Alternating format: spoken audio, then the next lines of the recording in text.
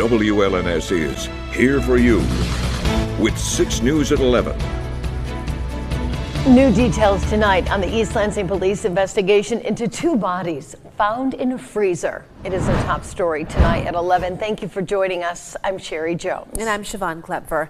The double homicide case was discovered back on November 7th when the bodies were found on Wintercrest Street. And today, East Lansing police identified the person of interest in this case as 37-year-old Jason Weirwatt, who is also dead. The department is working with the Michigan State Police Crime Lab to analyze some of the evidence collected before they identify Weirwatt as a possible suspect. East Lansing police also working with the Ingham County Medical Examiner to identify the bodies that were found and figure out how they died. The number for the East Lansing police is on your screen. If you know anything about the bodies or Jason Weirwatt, please call in a tip. Crime Stoppers works because of your tips, and this week police want your help with 3 cases in the capital city. Take a look and see if you have any information that could help.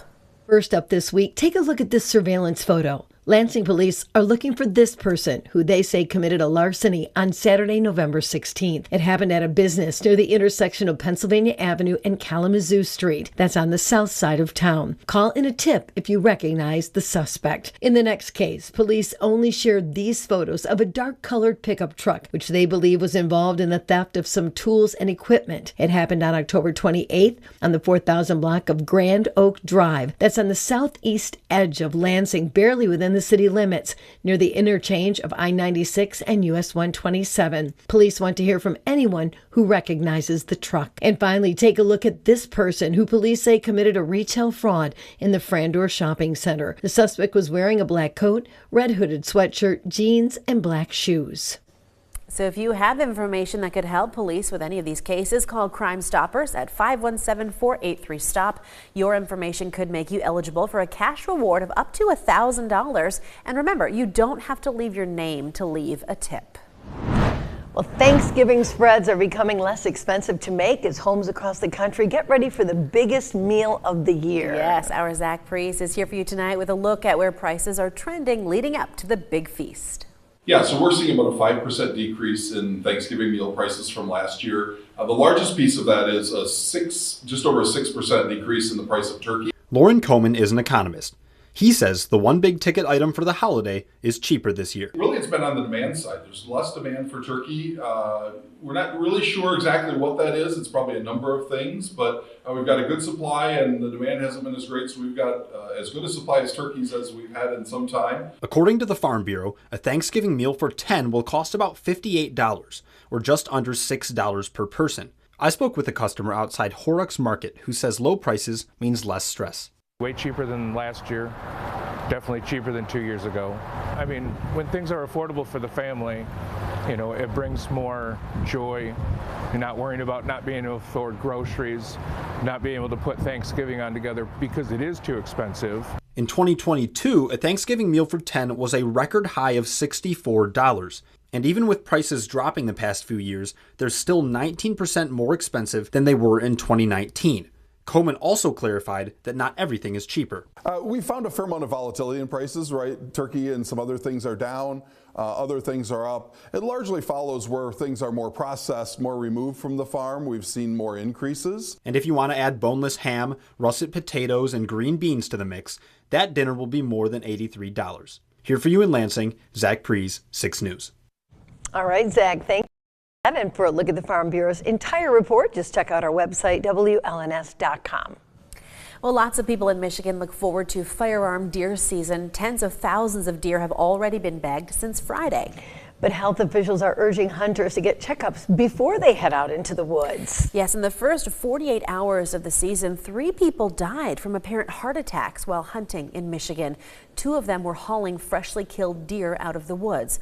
Dr. William Marone is the medical examiner for several counties in northern Michigan, and he tells our media partners at MLive he's never seen this before. He says people are leading increasingly sedentary lifestyles since the COVID-19 pandemic, leading to an increased risk of cardiac problems. And speaking of deer, researchers at Michigan State University just got a $2.4 million federal grant to create a vaccine for what's called Bangs disease.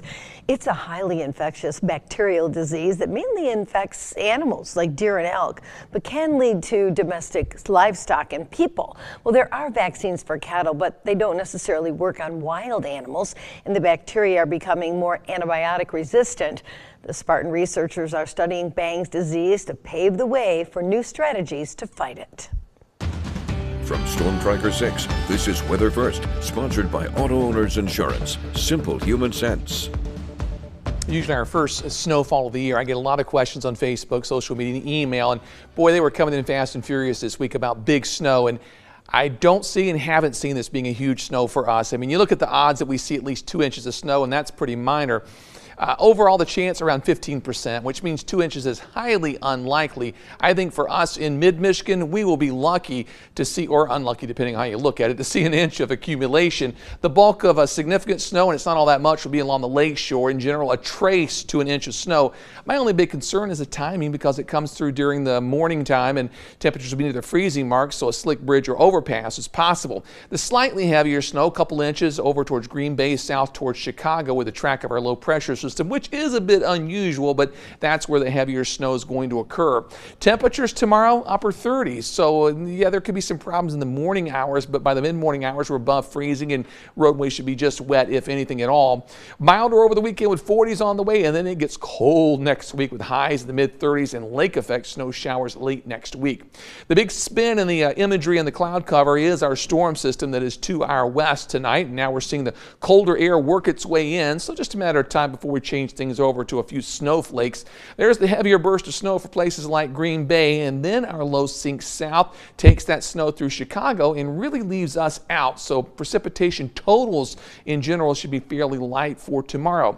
That low will begin to track a little further to the south and east. Meanwhile, a second low spins its way towards the west. So as we move into Friday, we're probably looking at mainly rain showers if we see anything during the afternoon hours. Best chance of rain is going to be to our east, but I am a little concerned. Silver Bells, obviously Friday evening. Could we get a couple showers from that? Certainly going to be possible, but overall, more than anything, just a lot of cloud cover around the area. Temperatures currently sitting in the mid-30s, 35 in Lansing, St. John's 36, everyone above the freezing mark by several degrees. As you look at the Skyview network, still 37 on the McLaren cam. Winds now up to 7 miles per hour, so it's occasionally dropping the wind chill down a little bit. In Grand Ledge this evening, our temperatures at 35 degrees, no wind, humidity high at 91% with some rain showers. Should mix with some snowflakes fairly soon, though. Jackson Camp, 35 degrees, southwest winds at 10, feels like temperature at 28 degrees. Tonight in Hillsdale, our current temperatures at 35 degrees, also with calm winds, but our peak wind earlier today up to 36 miles per hour.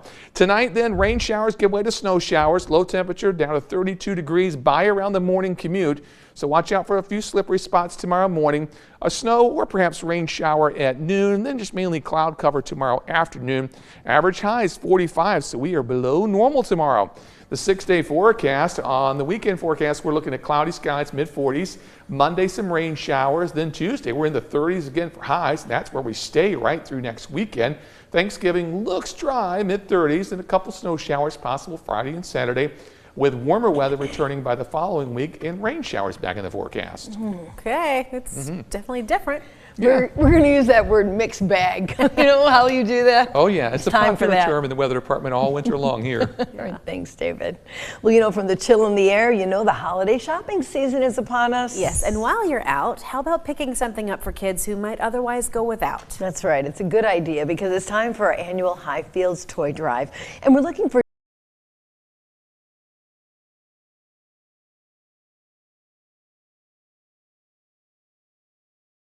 those donations off right here at the WLNS TV6 studios in Lansing or at participating Ford dealerships. And you can do that anytime through December 15th. The Highfields Toy Drive is just one more way that 6 News is here for you. Coming up on 6 News at 11, President-elect Donald Trump has picked a prominent Michigan Republican for a major role in his next administration. The details next. Stay with us. We'll be right back.